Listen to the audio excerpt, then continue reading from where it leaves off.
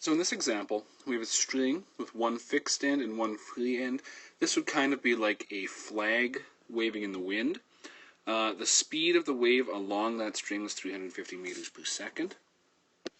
So we know that. We can define that as our v.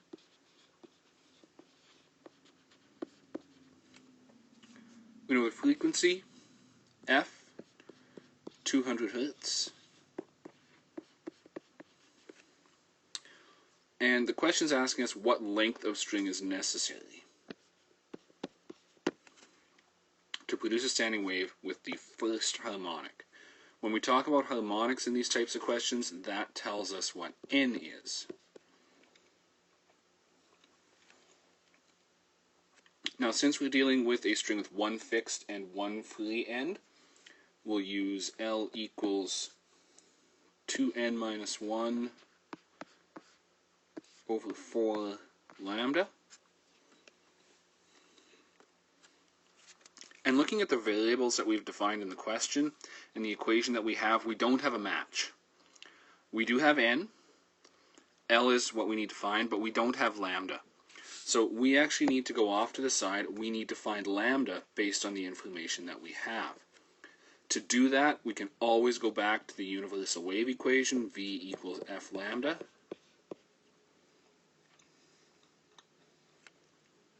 V is 350, F is 200.0, lambda we don't know yet. To solve for lambda, we can divide both sides by 200.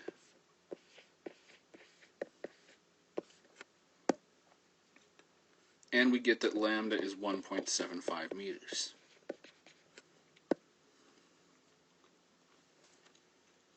And now at this point, we have everything we need to plug into the equation to find the length of string.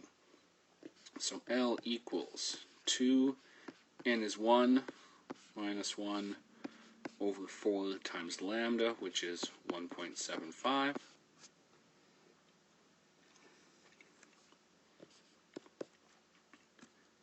Being a formula, being math, we need to follow order of operations.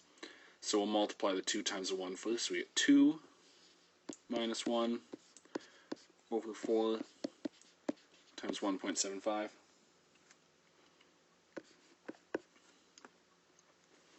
Two minus 1 is 1.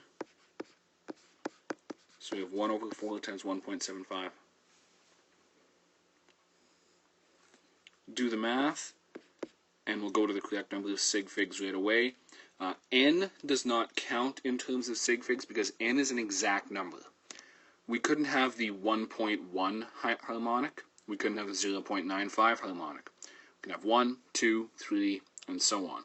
So that does not come into play when we talk about sig figs. Only V and F. V had 2 sig figs, F had 4. Final answer should then have 2 sig figs.